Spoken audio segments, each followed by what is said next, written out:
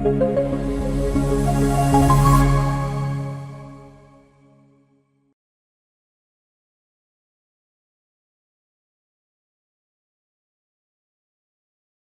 muy buenos días a todos. Espero que hayan descansado después de la clase de la noche de ayer. Hoy vamos a continuar. Ayer estábamos hablando de lo que eran las pruebas de tamizaje. Como tal, las pruebas tamiz o las pruebas de screening no nos dan lo que es un diagnóstico. Eso sí es muy importante a veces tener en cuenta. Eh, el diagnóstico es algo delicado, no por el hecho de que sea autismo, sino porque en general cualquier diagnóstico es delicado, sea desde el ámbito psicológico, sea desde el ámbito neuropsicológico, desde el ámbito psiquiátrico, desde el ámbito neurológico, oncológico, cualquier diagnóstico es un momento delicado, principalmente porque nos va a partir, o es esa línea base de la que hablábamos ayer, para un buen eh, proceso de intervención, que al fin y al cabo el proceso de intervención es lo más fundamental, dado que el proceso de intervención es la guía que nos da principalmente para reducir de pronto esas limitaciones en la vida cotidiana, sea de cualquier índole, como ustedes ya saben. Y ayer estábamos entonces hablando, y ya aquí les voy a empezar a presentar nuevamente la pantalla,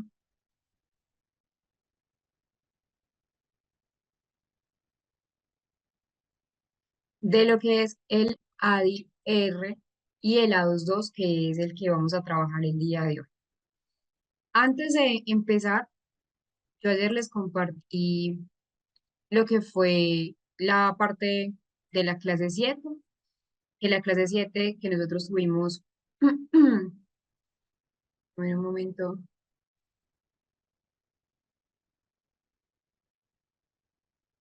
se las comparto para que si en algún punto de pronto tuvieron dificultades en la conexión o no comprendieron muchas cosas, lo puedan trabajar. Esta este enlace que les voy a compartir es de la clase 7. Y ayer también les compartí lo que es la parte del formulario, que es este formulario que vamos a trabajar el día de hoy, que nos vamos a centrar también la última parte de la clase en el formulario resolviendo algunas dudas. El formulario es muy sencillo. Ayer también les expliqué un poco. eh, es de única respuesta, entonces la idea es leer bien como tal, no tiene eh, una nota, no tiene de pronto una repercusión si en algún punto se equivocan en alguna palabra. Entonces, el primer enlace que les comparto es de la clase número 7. Igual ahí van a estar pendientes de la clase 8 y de la clase 9 que es el día de hoy, y el segundo enlace es el formulario. Ahora sí, continuando con la clase, estábamos hablando del ADI. Es fundamental tener muy presente que el ADI también eh, tiene una certificación, y que también eso era algo que estábamos trabajando y que desafortunadamente quizás también limita un poco ese diagnóstico de autismo. El diagnóstico de autismo no debe ser únicamente en una sesión ni en una consulta. El diagnóstico de autismo debe ser integral, multidisciplinar. Entonces les mencionaba, sí, son dos pruebas Gold estándar, pero que no es lo único que se necesita para dar un diagnóstico de autismo, porque las pruebas pueden fallar, o bueno, no tanto las pruebas, la calificación de las pruebas y la interpretación de las pruebas. Entonces, no solamente nos debemos confiar de dos pruebas a nivel cuantitativo, que como les digo, sí, son gol estándar, sino que también nos eh, debemos hacer un análisis desde otras miradas multidisciplinarias, desde la mirada también observacional, que de pronto es más de tipo cualitativo, pero que también va a depender de esa experticia a nivel clínico. Entonces, las pruebas pueden fallar desde la interpretación y desde la calificación, por eso es importante tener en cuenta otros aspectos. Y hoy vamos a empezar lo que es el A22, que yo creo que es incluso mucho más famoso o más conocido que el ADR, eh, pero ambas se deben utilizar juntas. Esa es la idea. Una es de observación y la otra es más de corte observacional. ¿Qué entendemos o qué se comprende por lo que es el, el A22? El A22 es una prueba de observación. Entonces, acá en el A22 tenemos una herramienta de evaluación que igual, también al igual que la DIR, es semiestructurada, es estandarizada, muy bien diseñada, de hecho, y que es diseñada principalmente para el autismo, el ADR también, y que nos permite conocer, nos permite saber si quizás la persona con autismo tiene autismo, la persona con sospecha de autismo, si realmente tiene autismo o más bien es otro diagnóstico. Entonces, nos permite ver, nos permite analizar cómo es todo el ciclo vital de la persona, desde todas las edades. De hecho, la 2.2 empieza desde los 12 meses hasta ya la adultez. Entonces, también es una prueba muy importante porque a veces también vemos que las pruebas TAMIS, sobre todo, por ejemplo, la que vimos, las dos que vimos ayer, que era el ASQ3 y el MCHAT, revisado, quizás se limitan, el MCHAT solamente es, por ejemplo, de 16 meses a 30 meses. Entonces, ya de pronto no entraría a la parte de los adultos. Pero lo que es, por ejemplo, el A22 permite tanto niveles de comprensión verbal y de expresión verbal y desde diferentes edades. Entonces, es una prueba por eso que se ha vuelto gol estándar porque nos permite analizar todo ese ciclo vital desde esa infancia temprana hasta la adultez. Y acá el propósito ya no es una entrevista, ya no es como tal entrevistar a los padres o a los cuidadores principales. Acá estamos más centrados en ese análisis, pero desde la parte observacional. Y es semi-estructurada porque también nos permite que seamos flexibles frente a algunos casos. Nos permite observar esos puntos cardinales de lo que es el trastorno del espectro. Entonces nos permite como evaluadores observar si hay comportamientos de interacción social, si hay una comunicación que sea recíproca. Hay 4 módulos numéricos observacionales y un módulo que es en letra, que es el módulo T o módulo Toddler, que ya les voy a explicar un poco los módulos. Entonces, el propósito siempre, siempre observar directamente esos comportamientos en el juego, en ese uso imaginativo, en los comportamientos sociales. Como les digo, tiene materiales y tiene situaciones estructuradas, pero que son flexibles. ¿Por qué de pronto el A22 es considerado lo que es una prueba gold estándar? Principalmente porque eh, se combina, es decir, cuando se combina, la idea no es usarlo solo, cuando se combina junto con entrevistas clínicas estructuradas como la que veíamos ayer, que era el ADI, que es esa entrevista para el diagnóstico de autismo revisado, por eso es ADI-R. La razón principal es que primero es muy válido, tiene una alta validez a nivel mundial, tiene una gran fiabilidad a nivel del diagnóstico, tiene aplicación directa y una aplicación observacional del comportamiento, entonces nos permite a los clínicos de pronto también eh, desligar quizás esos errores o esos falsos positivos de los que hablábamos ayer, que son muy comunes los falsos positivos, por ejemplo, en el aspecto del MChat, y la sensibilidad también a de pronto esos niveles de autismo que pueden ser un poco más sutiles, que sería un grado 1 pero muy sutil, ¿cierto? Esas formas de manifestación. Y es acá donde vamos a ir, eso ya lo hablamos, que evalúa la interacción social, el lenguaje y las conductas estereotipadas, es decir, los 3 aspectos cardinales de lo que es el A22. El A22 trae un manual, la bañera con los materiales, un pin de corrección online para cada aplicación y el protocolo de los 5 módulos. Como les digo, son 4 módulos numéricos, un módulo que es a nivel de Toddler, el módulo T. ¿Cómo es el ámbito de aplicación? Tenemos un primer módulo que es el módulo T, que va entre los 12 meses, es decir, al año, hasta los 30 meses de edad, para personas, para niños en esa primera infancia que no usan un lenguaje de frases de manera consistente. Entonces, en ese módulo Toddler son niños donde la idea es mirar cómo son esas características de la interacción temprana, del juego imaginativo. Eh, Luego tenemos un módulo ya uno, donde el módulo uno comienza a partir de los 31 meses de edad o más, que no usan un lenguaje de frases de manera consistente.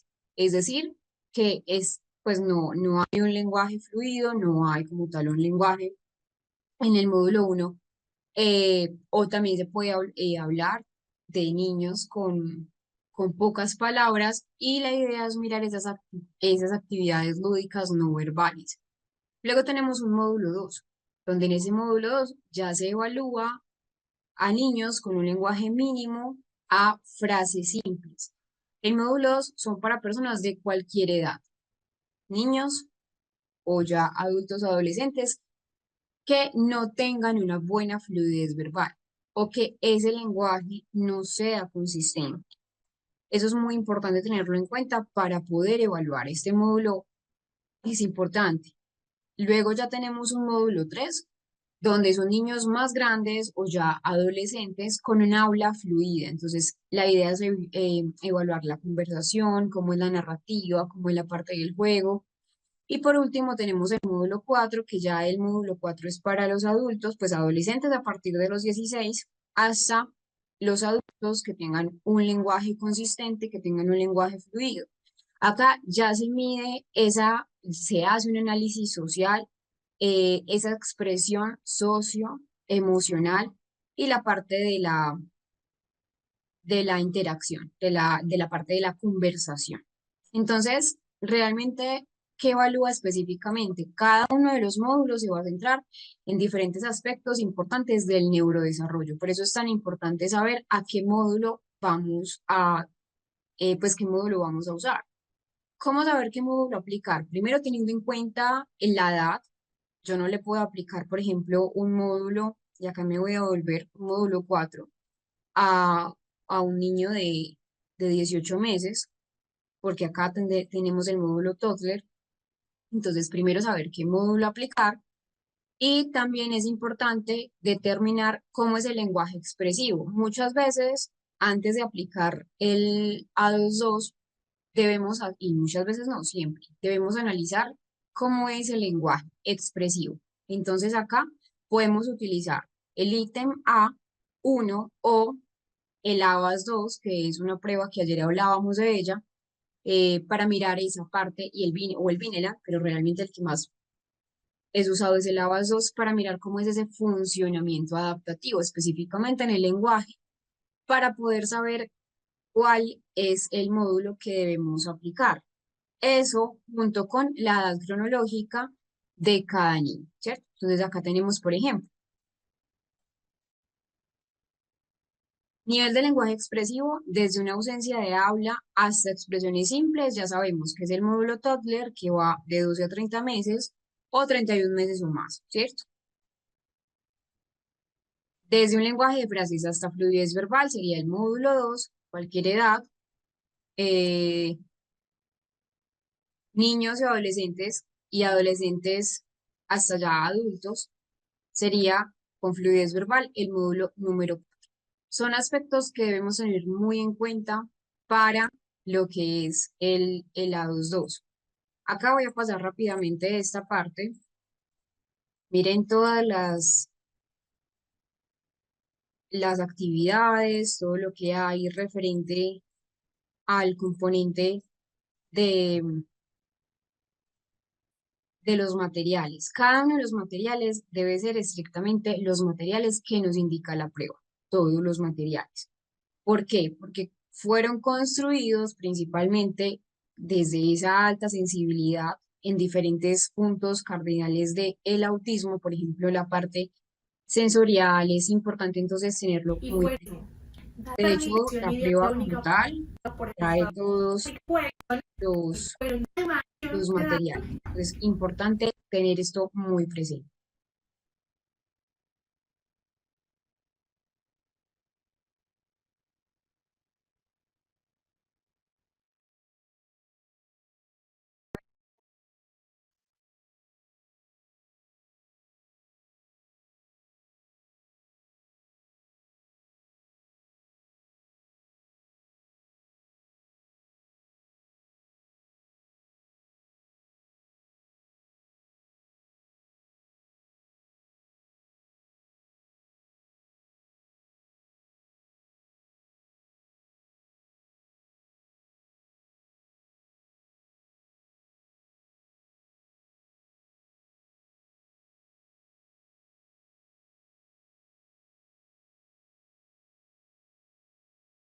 Tenemos, no como tal, no es una prueba diagnóstica, eso es muy importante tenerlo presente. Ángel Rivier en 1998 nos propone ese inventario del espectro autista.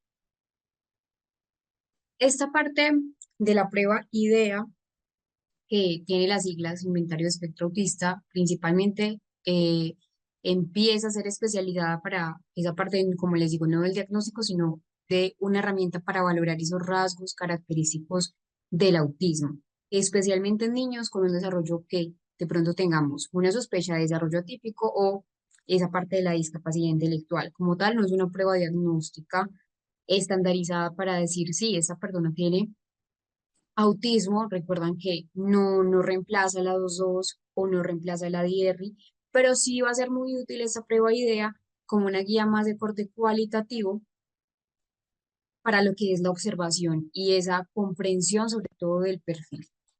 Así más o menos es la prueba, pues del tamiz. Entonces está dividida por diferentes dimensiones. Dimensión uno, relaciones sociales, son 12 dimensiones en total. Dimensión 2, capacidades de referencia conjunta o atención conjunta. La dimensión 3, que son esas capacidades intersubjetivas y la capacidad también de mentalización. Entonces, como tal, está dividido. 12, 15 dimensiones, 12 en la prueba, en la parte más resumida, 15 en total, y van a estar agrupadas por grandes áreas. Es decir, es un instrumento observacional que nos ayuda a describir ese desarrollo de una persona con trastorno del espectro. Entonces, por ejemplo, tenemos una parte de la relación que tenga la persona con trastorno del espectro con el entorno. En esa parte del entorno está la evaluación de la atención conjunta, está la parte de la imitación, está la parte del juego funcional y el juego simbólico, ese juego más de corte imaginativo, esa parte de las relaciones sociales compartidas, esa parte de las emociones que son compartidas y esas claves también sociales, las claves faciales de las que ya hemos hablado. Otra área, esa es la primera área. La otra área que es la parte más de la comunicación, donde está ese uso comunicativo del lenguaje, la intención comunicativa, cómo está ese desarrollo del lenguaje, tanto comprensivo como expresivo y la parte no verbal, los gestos, la mirada.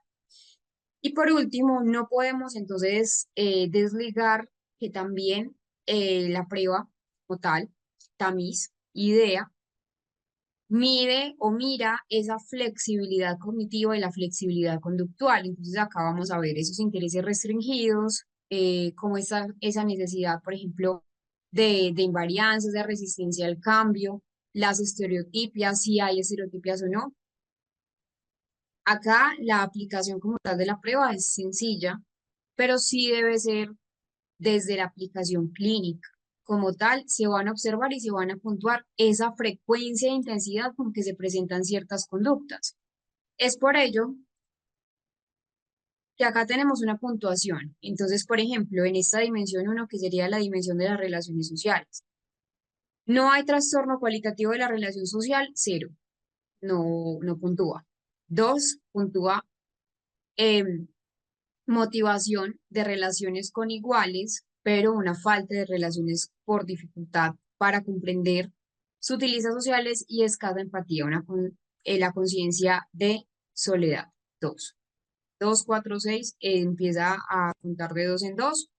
Lo mismo para la dimensión de capacidades y así sucesivamente para todas las dimensiones. Entonces, como tal, se observa y se puntúa esa frecuencia o más bien esa intensidad.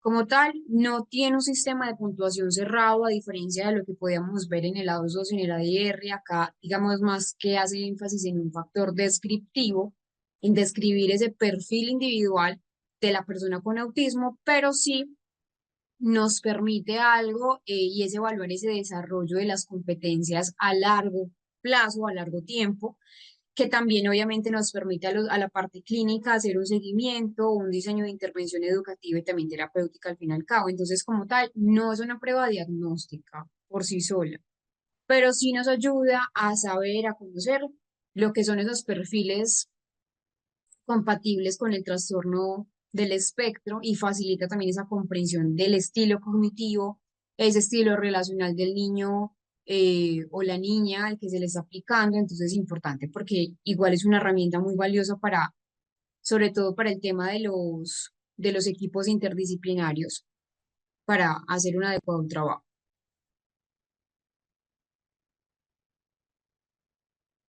Esto es un resumen, no me voy a detener porque recuerden que en una clase ya ampliamos lo que es la neuropsicología del TEA, pero sí entender que, pues eso es un resumen, lo que es la atención, una atención sobreselectiva, que se enganchan demasiado a lo que les llama la atención, a lo que les motiva en exceso. El lenguaje, dificultades en la comprensión y la pragmática, el pensamiento que puede tener rigidez cognitiva, un pensamiento concreto, esa dificultad para entender símbolos y esas inferencias y la memoria particularmente desarrollada para reproducir lo que son esos detalles específicos.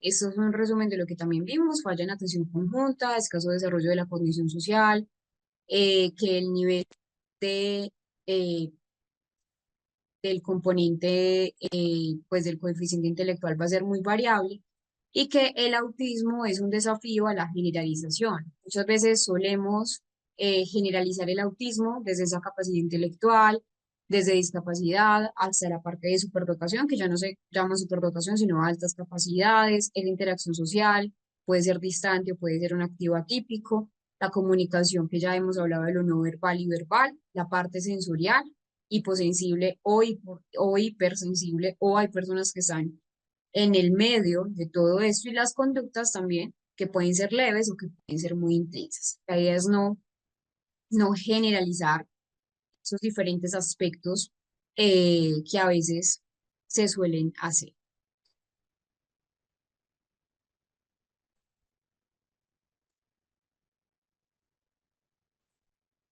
Yo creo que veamos algo y es el autismo en los adultos. Antes de eso vamos a hablar un poco de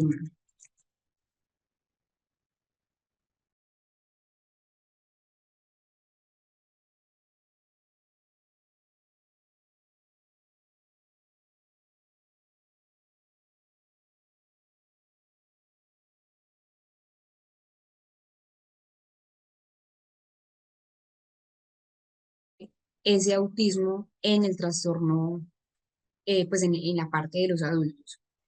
En los adultos sucede algo y es que eh, son personas que igual presentan características del espectro, no fueron diagnosticados en la infancia o reciben un diagnóstico después de los 18 años. Son personas que después de haberse desarrollado, de pronto, o de haber desarrollado estrategias de compensación para mejorar sus diferencias cognitivas o sus diferencias sensoriales o sociales con el mundo neurotípico, igual experimentan ese malestar emocional, esas dificultades interpersonales, esa sobrecarga sensorial, como por ejemplo la paciente que veíamos ayer, y es acá donde para este tema, que es sumamente fundamental, porque a veces no se habla tanto de lo que es el autismo en los adultos, vamos a ver eh, un caso clínico de trastorno del espectro en los adultos. Por ahí en los comentarios estaba viendo que cómo se abría el material. El material es importante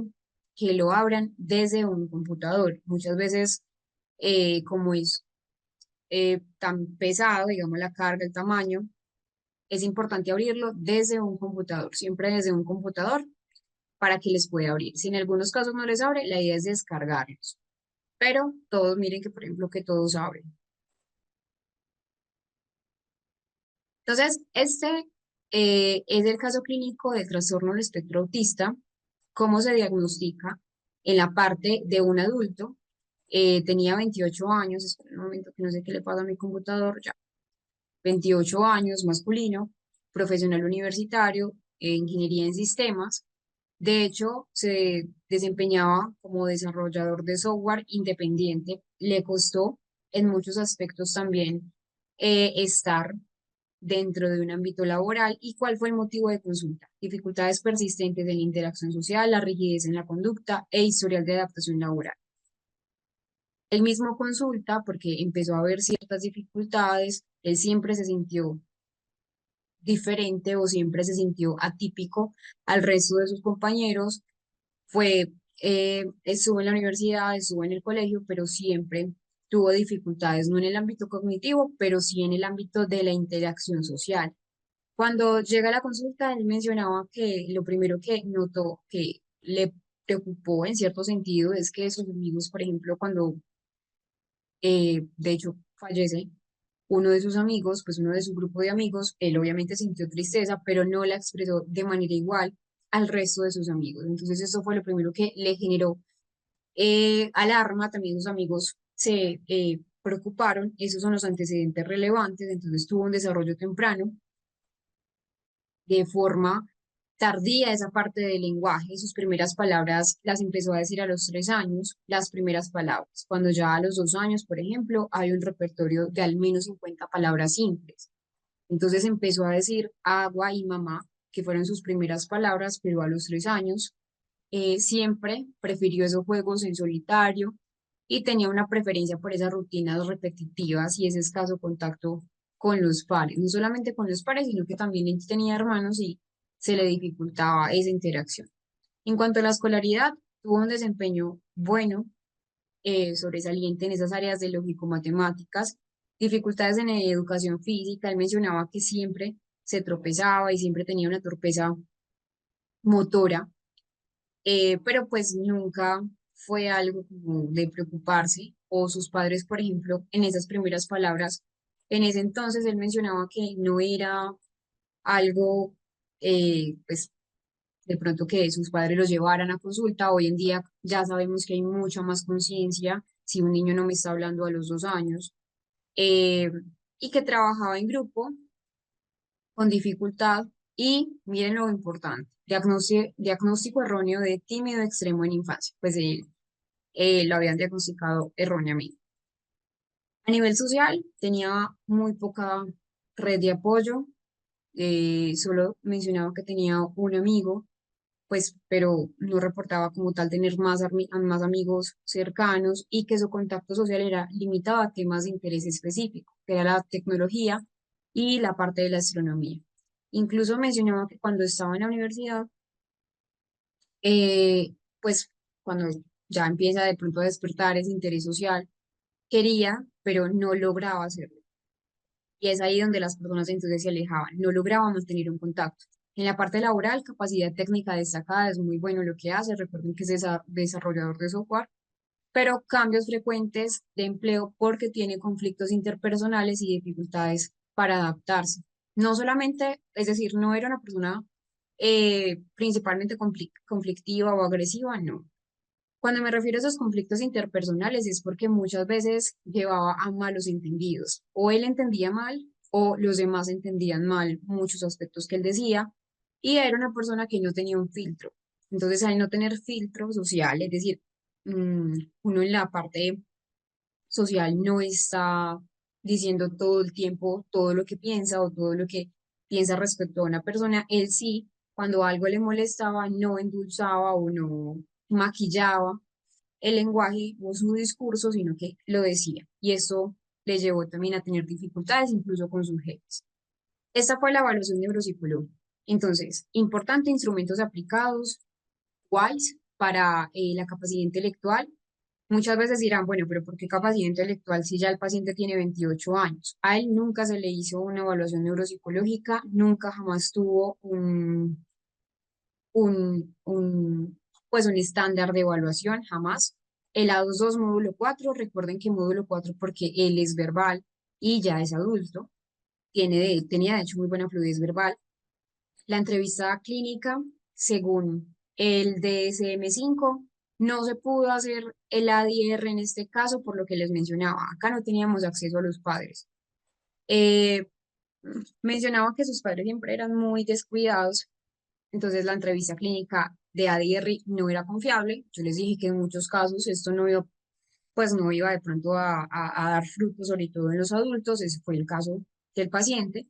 Cuestionarios, la parte de presión de Beck, porque como les había mencionado en algún momento, es muy factible que en la parte de lo que es el trastorno del espectro tengan también pues mucha concomitancia con trastornos emocionales y sobre todo este paciente que pues nunca se le hizo seguimiento. Eh, Otras pruebas, igual pues acá no pongo todas las pruebas para obviamente que el informe sea fácil, de fácil lectura para ustedes y el resultado fue un coeficiente intelectual alto. Bueno, acá está pues como todo el análisis para que lo puedan conocer, cómo fue el análisis de la 2 los resultados, para que lo puedan conocer, pero lo que, le quería, lo que les quería mostrar o explicar de ese aspecto es que hay características principales del autismo en los adultos que debemos tener muy en cuenta. Primero que igual van a haber dificultades en la comunicación y en esa interacción social. Por ejemplo, lo que tenía el paciente que les estoy mostrando es, tenía problemas para entender esas normas sociales implícitas. Eh, una norma social implícita es, por ejemplo, lo que les mencionaba, esperar turnos. Él no esperaba turnos. Incluso, por ejemplo, si le tenía que preguntar algo al jefe y había más personas allí, no esperaba el turno, preguntaba. Dificultad también para mantener esas conversaciones o más bien interacciones recíprocas, tenía un interés muy limitado, que era la astronomía y la tecnología. Si no hablaba de eso, no hablaba con nadie. Y algo importante es que tiene esa sensación de no encajar socialmente. Algo importante es que recuerden, muchas veces se piensa que solamente, o que el autismo y que también es un mito, que en el autismo no quieren encajar o no quieren estar ligados a un grupo social, sí. De hecho, ellos buscan continuamente encajar o estar en un grupo social, solamente que sus dificultades o sus barreras son amplias y no solamente eso, sino que hay un problema de la doble empatía. Desde la empatía, pues desde la persona neurotípica que a veces pone barreras. Muchas veces, y que él también decía que empezaba a tener dificultades porque en el ámbito laboral, por ejemplo, aunque sabían que era una persona diferente, una persona errática, una persona con ciertos gustos que de pronto no están dentro de la media poblacional, lo hacían a un lado. Y esto pasa en muchos aspectos, no solamente para las personas adultas, sino también para los niños. Entonces, hay que trabajar esa parte de la empatía, no solamente en los niños con autismo, sino también para, para los adultos, esa parte de la empatía. Yo quiero que veamos otros ejemplos, así como estábamos viendo el ejemplo de J, el paciente que les acabo de mostrar, de personas con autismo en la adultez, no que se desarrollaron en la adultez, ojo acá, sino que fueron diagnosticados tardíamente, que de hecho trae muchas consecuencias, pero también cierto alivio porque ya le dan cierta explicación a conductas que antes no lo podían explicar.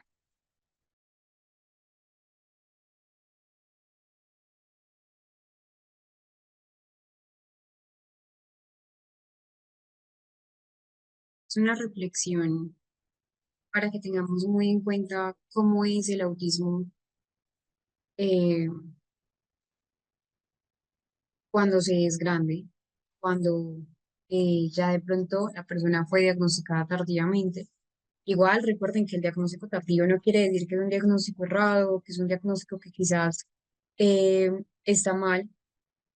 Por eso siempre es muy importante tener en cuenta un diagnóstico temprano, porque pueden evitarse, digamos, muchas limitaciones. No sé si ustedes escucharon ahí la parte de la persona que decía que le pasó la hoja pues en el video, que le pasa la hoja a otra persona.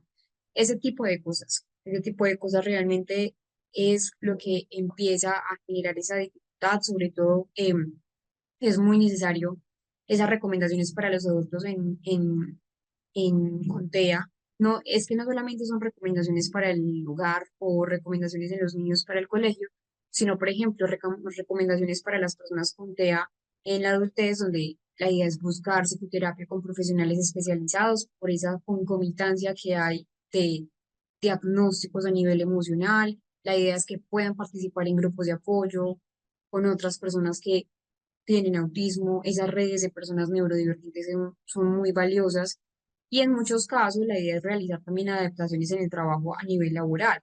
Por ejemplo, el teletrabajo. Las pausas a nivel sensorial son sumamente fundamentales. Trabajar sobre todo en habilidades en esa autorregulación emocional. Es decir, cuando una persona con autismo diagnosticada, un ejemplo, a los 30 años, pasó durante 30 años de su vida sin apoyos, durante 30 años de su vida sin ningún tipo de intervención. La idea es trabajar en esas habilidades de la autorregulación emocional y, en caso necesario, un acompañamiento para esas comorbilidades, un acompañamiento en la parte psiquiátrica.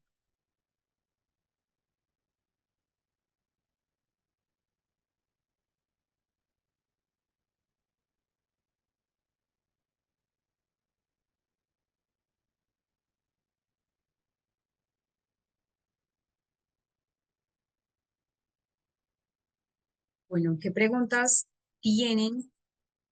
Eh,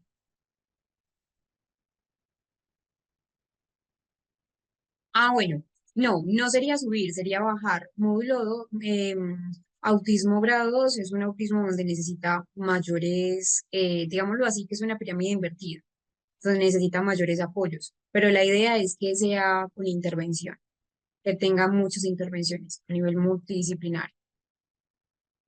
Preguntas tienen antes de entrar al descanso para que podamos luego del descanso poder trabajar esos aspectos relacionados con la familia, que la familia es sumamente fundamental. Mientras van colocando las preguntas, les voy a dejar acá la información de la coordinadora Paula para que si en algún punto tienen dificultades con esa parte del material, puedan hacer, todavía se pueden certificar y recuerden, la idea es que lo abran desde un computador y que descarguen allí el, los archivos.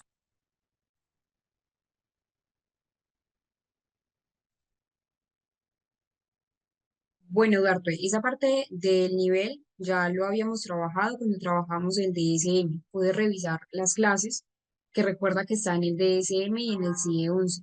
Esa parte del nivel y que también hay otras pruebas complementarias como la que acabamos de ver del IDE. Bueno, mi recomendación es que también tenga neuropsicología, psicología, terapeuta ocupacional y fonoaudiólogo para la parte del, del componente pragmático del lenguaje, que sea una terapia integral, no solamente desde un área. No, Estefanía, el material queda para ustedes durante pues ya toda la vida, queda siempre para ustedes.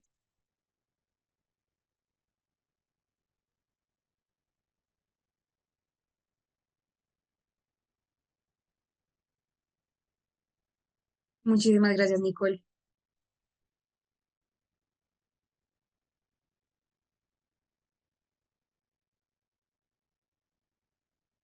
Bueno, Nicole nos dice, tengo curiosidad sobre la batería A22. Es muy similar a algunas preguntas que realizo sobre el TEPSI y el EDPQ, sobre todo la fijación de la mirada. Sí, en general vamos a ver que muchas de las pruebas que conocemos del autismo, muchas de hecho comparten preguntas. Por ejemplo, el ADR y el A22 tienen no preguntas, porque una es observacional y otras más bien de la parte de la entrevista clínica, pero vamos a ver que la idea es esa. Es decir, hay unas características principales para ese diagnóstico de autismo y es que, por ejemplo, en el TEPSI hay una evaluación de ese desarrollo general, pues es la parte madurativa. Entonces, sobre esa fijación de la mirada, por ejemplo, en el A22, la fijación de la mirada se va a evaluar más como una parte de ese contacto ocular, pues que sea espontáneo, ¿cierto? Esa referencia social o referencia conjunta o la atención conjunta, y como tal no se puntúa como un correcto o incorrecto, sino en función de esa calidad y en función también de esa frecuencia del comportamiento durante la interacción. Y en el TEPSI, pues esa fijación de la mirada puede ser parte más bien, pero de tareas visuales, como seguir con la vista de un objeto, responder de pronto, por ejemplo, a ciertos estímulos. Y a diferencia es que se suele calificar ya de manera más directa, como logrado, en proceso o no logrado, mientras que en el lado sobre es más de tipo de la cualidad, de la calidad y la frecuencia, no correcto como incorrecto. Es como la diferencia puntual. En conclusión, pues aunque las pruebas tienen enfoques diferentes, uno es un diagnóstico y el otro es un desarrollo típico, Puede coincidir con algunas observaciones claves, como esa parte que tú me dices, la fijación de la mirada, la imitación, el juego. El lado 2 busca más identificar esos rasgos propios del espectro, del autismo, pero el TEPSI, por ejemplo, busca es trazar un perfil de desarrollo más general. Lo mismo en el EEDP, pero sí tiene una similitud en algunos ítems, porque igual estamos hablando también de algo del neurodesarrollo, sobre todo esos ciertos hitos del desarrollo temprano que son fundamentales para poder identificar si hay un retraso, o si más bien hay una desviación o alteraciones en general en el neurodesarrollo.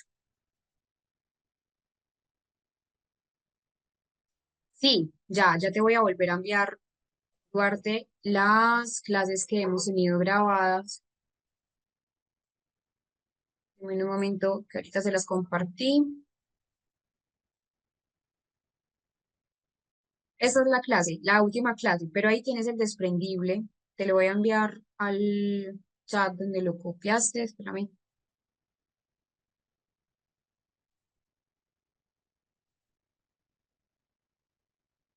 me perdió la pregunta. Allá, acá.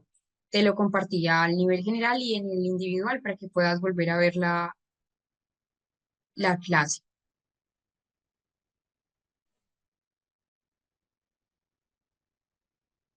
Vamos a ir entonces a nuestro descanso y eh, luego continuamos con esa intervención en la familia que es sumamente fundamental.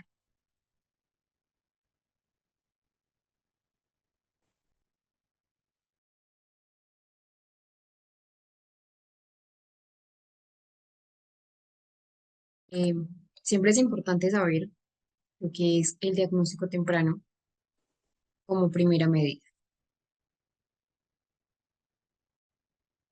Vamos a hablar de un tema importante, pero no menos importante de los otros que ya hemos hablado, y es el tema de la familia en el trastorno del espectro autista. La familia es un poco fundamental, principalmente porque son ellos quienes están 24/7 con los niños con trastorno del espectro y quienes son ellos quienes también empiezan a ser fundamentales en el ámbito de la intervención.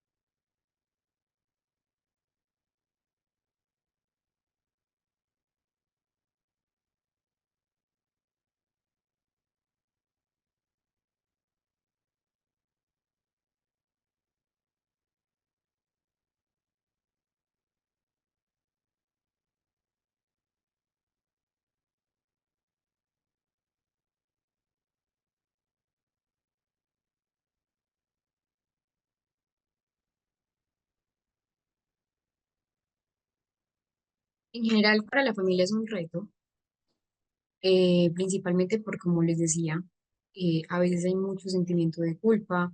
En muchos casos, eh, no todas las familias aceptan el diagnóstico, incluso muchos empiezan de pronto a rechazar a, a muchas personas con trastorno del espectro. Por eso la familia es fundamental. De un momento, corrijo algo del audio.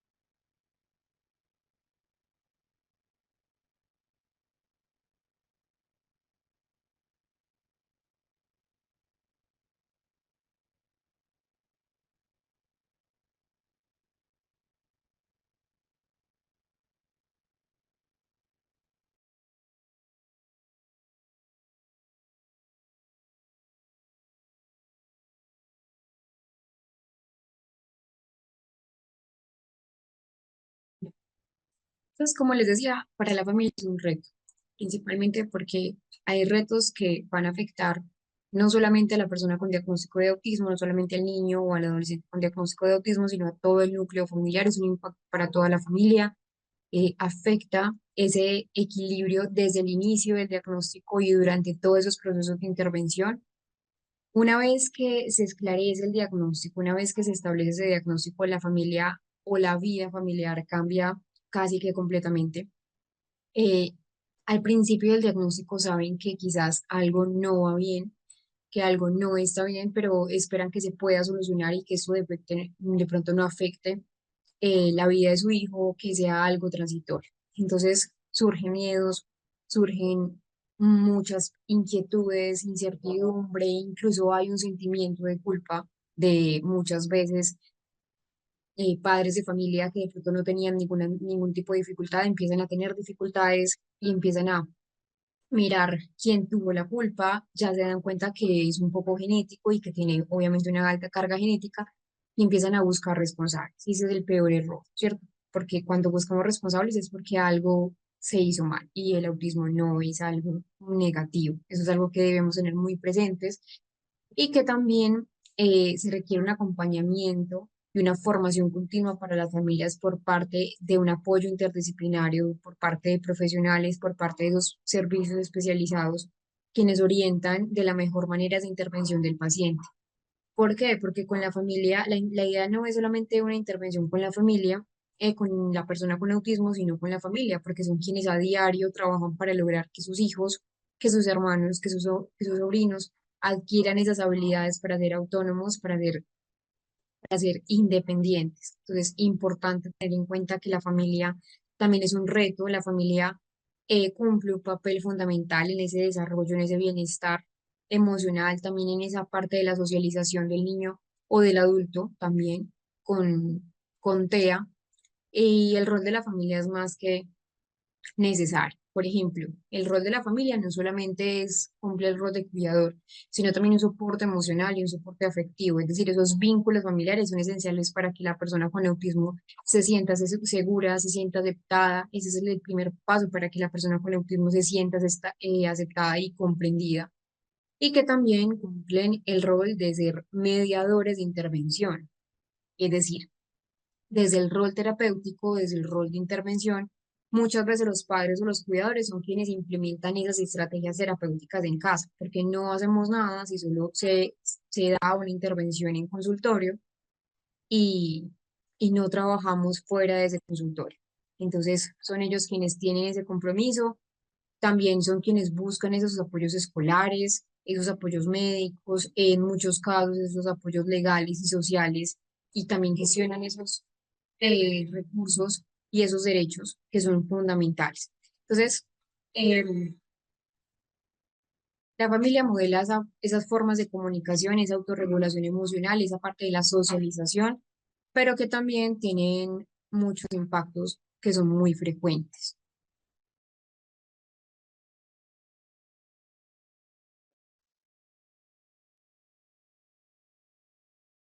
La, También hay desafíos frecuentes, eso hay que hablarlo, pero la idea es reducir esos desafíos frecuentes. Acá vamos a ver el sistema PEX. Principalmente en la familia también hay que empezar a reducir esa carga física y esa carga mental, es decir, el acompañamiento constante puede generar un agotamiento y ese estrés crónico, lo que se conoce como el síndrome del cuidador, sobre todo en esos niveles profundos, como sería el nivel 3. Es decir, donde enfrentan mucho más desafíos, sobre todo, por ejemplo, si hay un factor no verbal asociado. Por ello, la idea siempre es con una intervención, dar estrategias para esa familia y para el colegio también. El sistema PEX es uno que vamos a conocer, pero quiero entonces antes entender o empezar a mencionar sobre la importancia de tener un diagnóstico que puede generar duelo, porque todavía hay muchos mitos relacionados con el autismo, puede generar angustia, puede generar ansiedad, como les digo, puede generar también ese sentimiento de culpa, esa incertidumbre bueno, ¿qué iba a pasar cuando mi niño cumpla la mayoría de edad? Entonces hay mucha frustración, no solamente de los padres, sino por ejemplo también de los hermanos. Y las familias a veces se retiran del entorno social, hay un aislamiento social. por esa incomprensión del entorno o por el comportamiento también que la sociedad a veces tiene frente a cualquier diagnóstico, no solamente en el autismo. Por eso en la parte educativa, por eso en la parte del colegio debemos reducir esas barreras. Muchas veces, eh, y pues igual la legislación cambia dependiendo de los países, pero por ejemplo, acá en Colombia ya hay una ley que obliga a sea público, sea privado, el colegio, sea semi privado, a aceptar a cualquier persona y hacer un diseño universal para la aprendizaje. Eso es sumamente importante porque una de las barreras que tienen las personas con autismo ni siquiera son ellos, son las barreras sociales y las barreras culturales que existen. Y que también hay una barrera y de pronto son esas dificultades económicas. Las terapias y los apoyos pueden representar una carga económica importante para las familias, muchas veces porque los servicios de salud quizás no toman en cuenta esas neurodivergencias y surgen conflictos conyugales entre hermanos o entre hermanos porque a veces los hermanos mismos dicen como, bueno, es que le ponen más atención a mi hermano que a mí. eh, y es eso, es trabajar, es generar una red extendida para esa atención y ese cuidado. Entonces, siempre es hacer una psicoeducación con la familia, siempre es comprender qué es el TEA, cómo se va a manifestar el trastorno del espectro autista, eh, qué esperar en ese futuro, ser muy claro siempre. Pero no solamente es la parte de la claridad, sino también tener en cuenta esa empatía, que es sumamente fundamental. Es decir, una información sin empatía no va. Vamos a ver lo que es ese sistema PECS. Es un sistema aumentativo alternativo de la información que de hecho es muy útil para las personas con autismo, sea verbal o no verbal. El sistema PECS sí se usa y es claro que el sistema PECS es más utilizado para esos apoyos visuales para personas con autismo no verbal, pero en general son útiles incluso para las personas verbales. Actualmente, por el auge de la tecnología, han existido o se han reemplazado el sistema PEX físico, como lo ven acá. Antes era una carpeta anillada, un folder anillado. Acá había una tira de velcro donde eran desprendibles y tenían pues los pictogramas. Actualmente de pronto eso ya se ha desplazado un poco más. Acá tenemos otros estilos de sistema PEX que de hecho se deben hacer a nivel individual y se han reemplazado por otros que son más de tipo pues tecnológico. Los sistemas SAC, que yo les mencionaba que son más de ayuda tecnológica, entonces ya ahora es solamente una tablet electrónica con la única aplicación que sería el sistema PEX y ya, no funciona para nada más. Pues entonces eso también limita afortunadamente esos riesgos que de pronto el niño, no sé, esté en YouTube o cualquier otra parte. Ese sistema por intercambio de imágenes tiene una estructura de 6 fases. Es decir, en general el sistema PEX se utiliza principalmente para reducir esas barreras comunicativas, es decir, facilita esa comunicación funcional en personas no verbales o con un lenguaje limitado. Y desde esa primera infancia la idea es que se utilice. Promueve esa iniciativa comunicativa, hace que los niños sean quienes inicien la interacción, que ya sabemos que es allí donde en muchos casos tenemos varias dificultades. Y que no es de la noche a la mañana que funciona mágicamente el sistema PEX. Es un sistema que tiene 6 fases, cada una de las fases antecede a la otra. Son fases progresivas donde el niño aprende a intercambiar imágenes con otras personas para conseguir el objeto, para conseguir una actividad que necesita, que desea. La primera fase es simple, es un intercambio físico. Acá el niño apenas está reconociendo qué son los artículos, qué son, por ejemplo, los pictogramas. Es una fase donde el niño empieza, no solamente el niño, sino también las familias y los docentes empiezan a familiarizarse con cada uno de los aspectos fundamentales del intercambio. La fase uno es intercambio físico. El objetivo principal es que el niño obtenga un objeto cuando entrega el pictograma, es decir, cuando entrega la imagen o a una persona, a un adulto. Entonces, ¿qué se le enseña en esta primera fase? Como tal, es una fase de adecuación. Entender ese concepto, que el niño entienda el concepto de comunicación funcional, es decir, que el niño entienda, si yo entrego esta imagen, obtengo lo que quiero. Tiene que ver con reforzado, con condicionamiento. clásico y operante. Entonces, siempre requiere imágenes. Acá, por ejemplo, no se requiere lenguaje verbal ni una discriminación de imágenes en esta etapa, pero sí es fundamental entender que no es que solamente se vaya a utilizar el lenguaje no verbal. Ese es un error muy común que a veces se utiliza en ese sistema PECS. La idea es utilizar el lenguaje no verbal y estimular el lenguaje verbal a la vez. Entonces, es mientras se da un lenguaje oral. Requiere de dos adultos en esta primera fase. Un facilitador que sienta al niño frente al objeto deseado y una guía física. Son dos adultos. Entonces, la guía física se ubica detrás del niño y lo ayuda físicamente, es decir, es una sombra, entre comillas. Ayuda físicamente a tomar la imagen y entregarla y luego ya recibir el refuerzo. Ahí ya se empieza a hacer esa asociación. Debe ser contingente al objeto. Entonces, un ejemplo, el proceso, el primer paso de la fase uno. El objeto motivador, por ejemplo, una galleta, ¿sí? Este es simplemente para hacer una adecuación.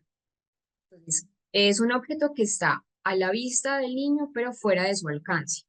Es decir, puede ser que la galleta esté en la cocina, pero esté alta, ¿cierto? Que sea a la vista, pero fuera del alcance. Y el niño ve la imagen del objeto en un tablero, entonces ve la imagen de una galleta, ¿cierto? Que está pegado allí en el material, pues, de velcro. Está pegado acá. El niño lo observa, lo reconoce.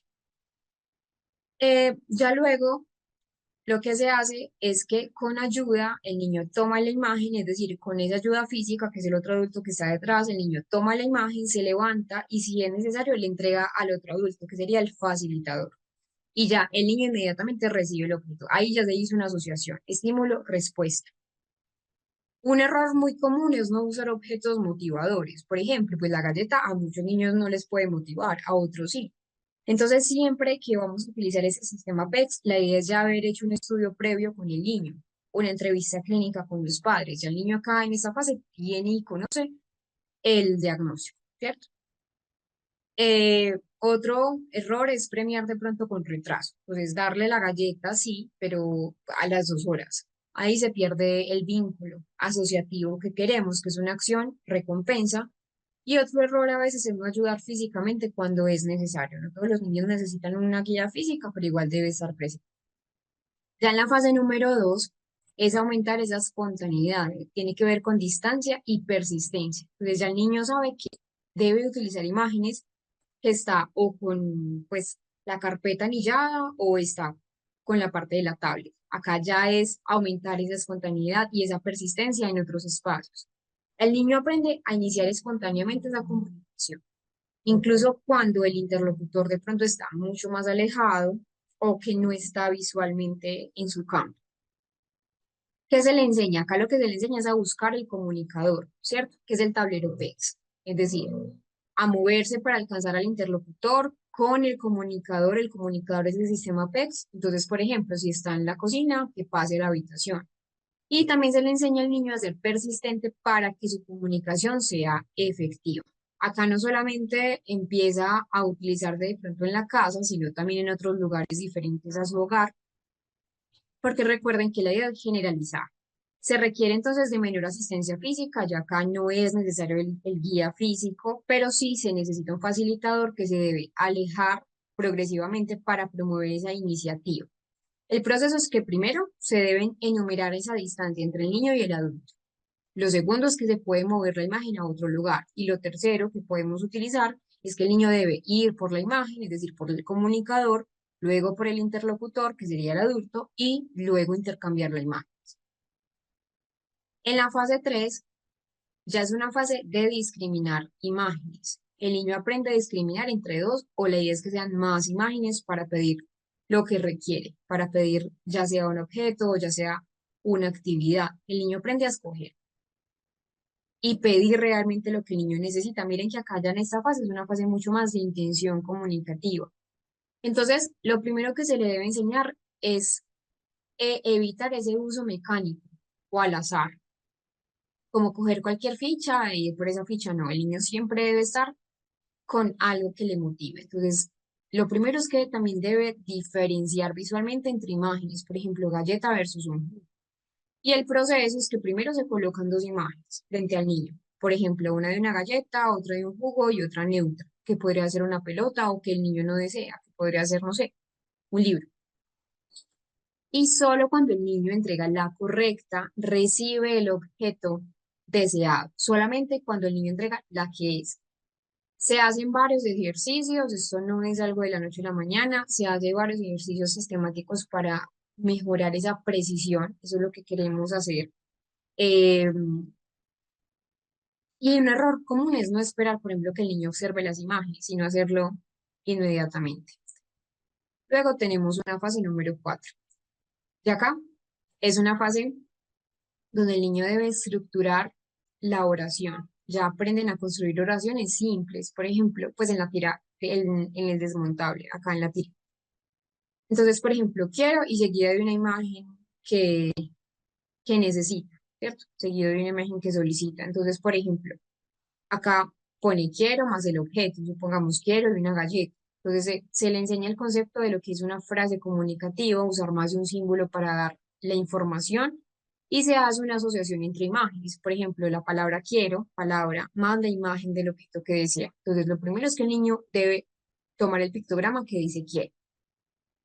Luego el pictograma del objeto. Luego colocar ambos en la tira de oración en el comunicador, que recuerden que el comunicador es el libro o la tablet, y entregar la tira completa al adulto. Entonces, quiero más pelota, quiero más una galleta. Se le entrega al adulto y ahí es donde recibe la pelota. Ya en la quinta fase es responder a la pregunta, por ejemplo, ¿qué quieres? Ya no es el niño quien inicia, sino que responde ante otra pregunta. Entonces, el objetivo es que el niño aprenda a responder verbalmente y con el sistema PEX esas preguntas directas, utilizando una estructura que ya previamente había aprendido en la fase anterior, que sería la fase 4. Acá el niño debe tener una comprensión de la pregunta, ¿qué quieres? ¿Qué necesitas? Y ya acá esa respuesta implica tomar la iniciativa comunicativa en una forma de respuesta. Es un proceso donde primero el adulto hace la pregunta, ¿qué quieres? ¿Qué necesitas? Y el niño debe buscar la imagen, debe tomar la frase quiero, que ya había aprendido en la fase 4 más el objeto, y entregarla y reforzar inmediatamente si se responde. Un error muy común es, por ejemplo, no esperar a que el niño responda, responder por él. Por ejemplo, ¿qué quieres? ¿Quieres una pelota? Eso es un error común. No, es esperar. Acá es de mucha paciencia. Y hacer la pregunta es otro error, hacer la pregunta sin asegurarse que el niño la comprenda.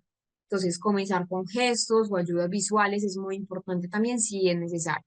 Recuerden la clase que nosotros estábamos viendo de las guías y los apoyos visuales. Acá es fundamental también tenerlas muy presentes, porque a veces nosotros pensamos que de antemano el niño ya comprendió. Y en la fase 6, que ya es la última fase, es una fase de comentario espontáneo y respuestas múltiples. Entonces, por ejemplo, acá el niño aprende a completar, aprende a hablar de cosas más allá de lo que desea obtener. Ya no es solamente quiero una galleta, quiero jugo, no. Ya acá el niño, por ejemplo, se estructura frases como yo veo, yo escucho, yo tengo o yo necesito y fomentar esa comunicación, una comunicación social. Entonces, es importante entender que hay un proceso también, menor, pero sí. En el primer paso es que se le presente los estímulos que provoca comentarios. Entonces, no sé, mostrar un juguete nuevo o un sonido. Y ya el niño hace, por ejemplo, las frases en esa tira como yo veo un perro o yo quiero ese juguete. Y responder preguntas como qué ves, qué tienes, qué te gusta, qué necesitas. Realmente el sistema PEX es un sistema sumamente útil, pero no es un sistema que se deba usar a la ligera. Cuando me refiero a la ligera es que necesita un entrenamiento. Muchas veces padres de familia dejan de utilizar el sistema pensando que no sirvió, pero es porque requiere sí de un entrenamiento.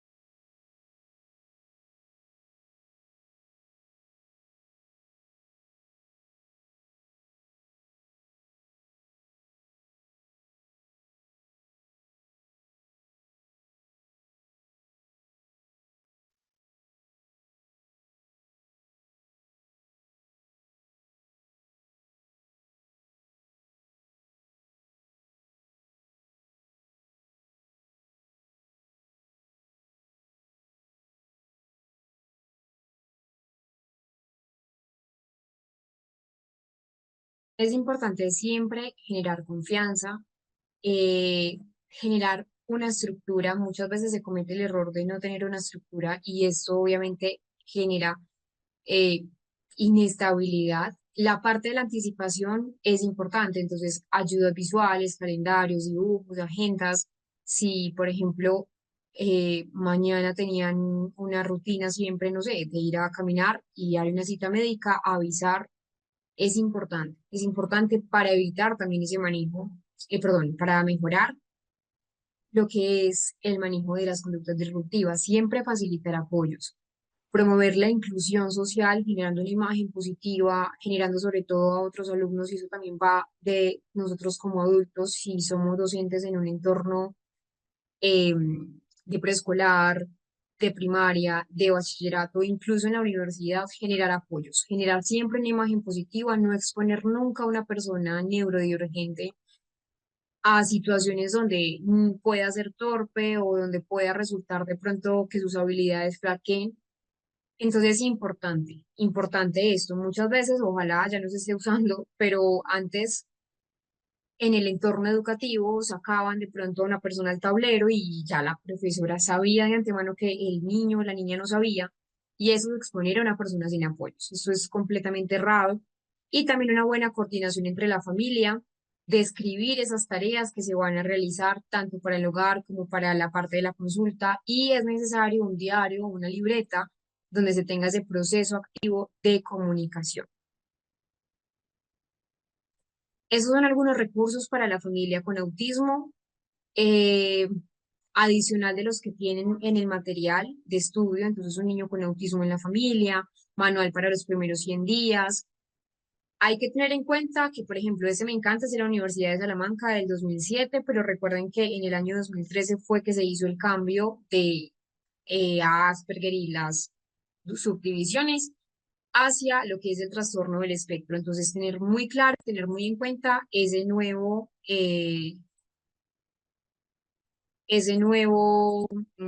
lenguaje. Sigue siendo útil, pero igual cambiar el lenguaje. Este me encanta, es un cortometraje para los hermanos. Es este, lo pueden buscar en YouTube, aunque también el enlace está en el material de estudio. Y también hay soluciones tecnológicas, como este, que es el proyecto ASAAR, es desarrollado por el Grupo de Autismo y Dificultades de un Instituto de Robótica de la Universidad de Valencia, y el objetivo principal es mirar un grupo de aplicativos donde permitan esa comunicación, donde permitan ese ocio, esa planificación.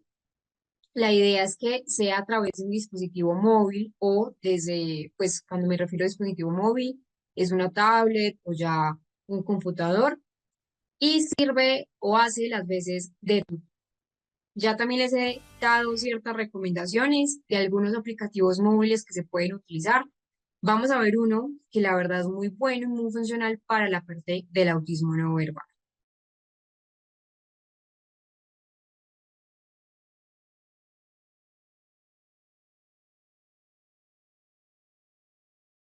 También está el navegador SAC, que es como una especie de Google, de Opera, es un navegador web gratuito, es muy interesante, principalmente está diseñado para las personas con autismo, para niños con autismo y también para sus familias. De hecho, también hay muchos blogs ahí dentro del navegador para compartir las experiencias, de herramientas, dinámicas, no solamente para los jugadores, sino también es para los profesionales. Es un blog de un autor de un cómic, bueno, de dos autores de un cómic, que son los autores de María y yo. Acá también cuentos de fácil lectura para personas con autismo y otras guías y otros libros que pueden utilizar. Por acá les dejo un aspecto importante sobre ese rol de la familia en la calidad de vida de una persona con autismo. Vamos entonces a trabajar lo que era el cuestionario para ver qué preguntas tienen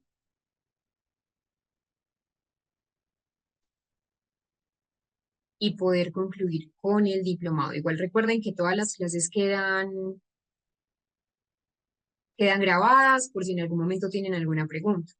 La primera dice lo siguiente, el autismo como una patología fue descrito, ojo acá, miren la palabra, pero ya saben la E. Fue escrito por primera vez recuerden que fue Leo Kanner, que fue la primera persona que, aunque no le dio el nombre de autismo, porque el nombre de autismo se lo dio Eugene Bleuler en 1911, sí fue Leo Kanner quien empieza a dar una descripción y que fue la primera persona en dar un diagnóstico de autismo. El interés que se ha generado para descubrir la causa del autismo tiene dos corrientes principales. Recuerden, la corriente sociocognitiva y la corriente neurocognitiva. Esas dos corrientes son fundamentales para poder comprender el autismo. De hecho, vieron que esas dos corrientes, tanto de lo que vimos de la corriente sociocognitiva y neurocognitiva, atravesaron todos los temas. Describe el autismo como un déficit cognitivo básico que cursa con la incapacidad para atribuir a otros ciertos estados mentales, como lo son los deseos, los pensamientos y las intenciones. Esta definición pertenece a lo que es la teoría de la mente. Una alteración en la capacidad para ejecutar procesos cognitivos básicos relacionados con el control de pensamiento y acción, organización e integración de información y planificación, permite explicar lo que es la conducta rígida, repetitiva, estereotipada y la conducta impulsiva, ese bajo control de impulsos.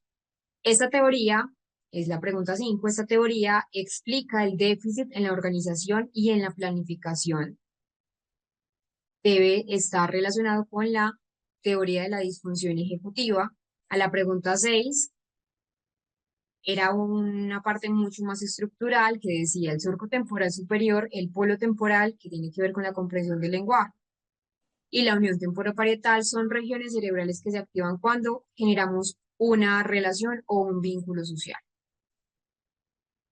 La respuesta a la pregunta 7 era ninguna de las anteriores. Recuerden que este concepto de lo que es un proceso dinámico de interacción entre el niño y el ambiente tiene que ver con la definición básica de neurodesarrollo. Es una ventana en el tiempo que permite el desarrollo de una determinada habilidad. Es un periodo en un periodo específico, periodo crítico. Recuerden, es una ventana temporal mucho más angosta que lo que vemos en un periodo sensible. Para un adecuado neurodesarrollo es importante la formación del tubo neural.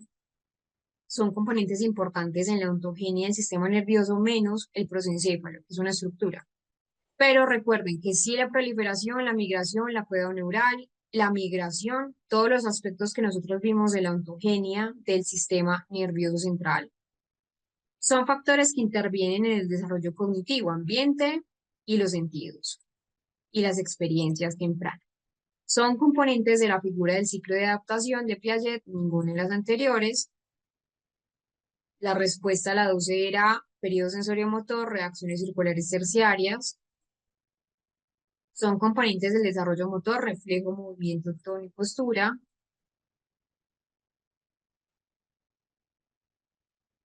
En el de neurodesarrollo motor, el reflejo primitivo, manipulación. Acá la corteza prefrontal, recuerden que está encargada de regular las emociones mediante esas conexiones con otras áreas. ¿Qué es la atención conjunta? Eso lo explicamos, que surge cuando el bebé comparte el interés con un mismo objeto, con un mismo objetivo, perdón. El tamizaje en el autismo se debe realizar en todas las anteriores. Son diagnósticos, son objetivos de la evaluación, identificar solo las debilidades. Eso sería excepto, porque recuerden, establecer un diagnóstico, establecer el nivel de funcionamiento y ninguna de las anteriores no aplica. Recuerden que no es solamente un perfil de debilidades, es un perfil global de habilidades y puntos débiles. Y el MCHAT es un test altamente fiable para la detección de los síntomas tempranos para luego ir a lo que es un diagnóstico puntual. Son objetivos de la intervención, excepto realizar un diagnóstico, acá no, pero sí son objetivos mejorar la funcionalidad mediante la adquisición de habilidades, involucrar y proveer apoyo a las familias y docentes y disminuir esos efectos negativos de las condiciones comórbidas de lo que es el trastorno del espectro.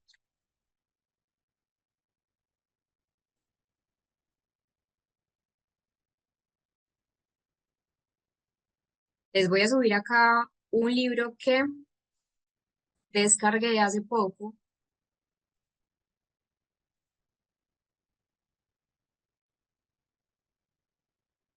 que me parece interesante que ustedes lo puedan tener. Igual saben que todo está en el material opcional.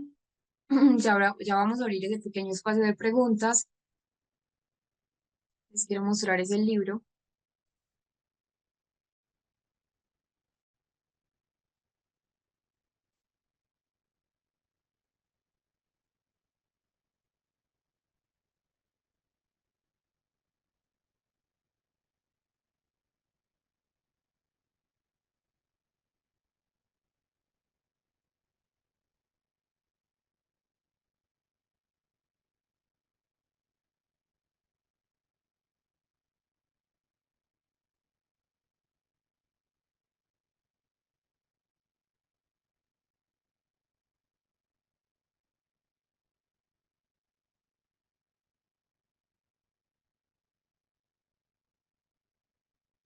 Ese es un libro, ya les voy a enseñar. Es un libro que puede servir bastante en el autismo. No es solamente para las personas con autismo, pero sí es un libro magnífico. Se llama Mi cerebro emocional, acá lo tienen. Eh, Acá está todo, toda la explicación. Está el prólogo. Bueno, es un libro un poco largo, pero mentiras, no, no está tan largo, es un poco fácil de leer. Entendiendo las emociones, principalmente de dónde venimos, aquellos que sentimos emoción, por ejemplo. Bueno, acá está toda la parte del libro, muy interesante. También nos da esa parte de la herencia genética, que en algún punto nosotros también empezamos a hablar. Importante siempre mantenernos en actualizados. Todo el tiempo, siempre lo que es el autismo va a estar con nuevos análisis, va a estar con nuevas investigaciones, entonces es importante esto tenerlo en cuenta. Saben que todo está en la parte de los módulos. Acá en el módulo 5 solo van a tener el taller formativo, para que no se preocupen que de pronto solo vean eso. De resto está todo lo que ya hemos trabajado, muchos ya tienen el enlace. Y recuerden la importancia también de la certificación. La certificación da una competencia frente al ámbito, frente al ámbito académico, el ámbito laboral, y también da una constancia que ustedes sí saben de, del tema.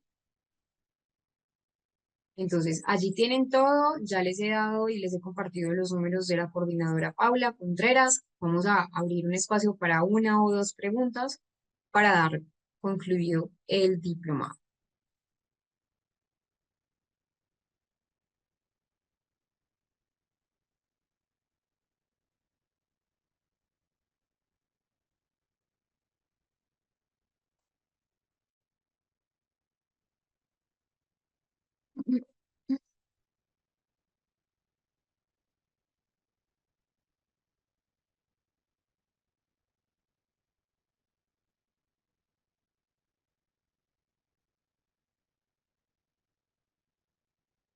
Bueno, Duarte, le puedes preguntar a la coordinadora Paula si hay otro medio de pago como tal. No tengo ese conocimiento porque es más de corte administrativo. Y también esa parte de los diplomas, esa información es con la coordinadora. Muchísimas gracias a todos por los comentarios. La verdad fue un grupo bueno. Eh, Espero volverlos a ver pronto en otro diplomado. Creo que no hay preguntas por acá. Eh, Bueno, Jack, lo primero es darle el diagnóstico, ¿cierto? Porque no tenemos entonces la línea base. Jack nos dice cómo ayudar a un niño con autismo sin diagnóstico. Primero, entender que es importante, no tanto pues por el nombre, sino por las intervenciones.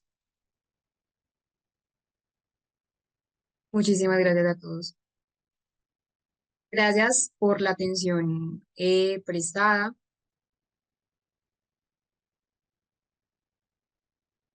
por la participación, por las preguntas. Realmente también las preguntas construyen lo que es el diplomado. Aún falta mucho por descubrir. No sé si ustedes recuerdan la frase que yo les dije, pues que no es mía, pues de hecho, que decía que el cerebro es un universo por descubrir. Lo que sabemos del cerebro es poco, aunque sabemos mucho, es poco en relación con lo que tenemos que comprender o lo que tenemos por descubrir, y sobre todo en el autismo, que es uno de los diagnósticos más neurodiversos del neurodesarrollo. Espero entonces que puedan descansar, que sigan en esa formación autodidacta. Ahí tienen algunos libros y algunos casos que pueden ir analizando, que ya los hemos trabajado en clase. Espero que descansen mucho y que tengan un resto de tarde maravilloso. Chao.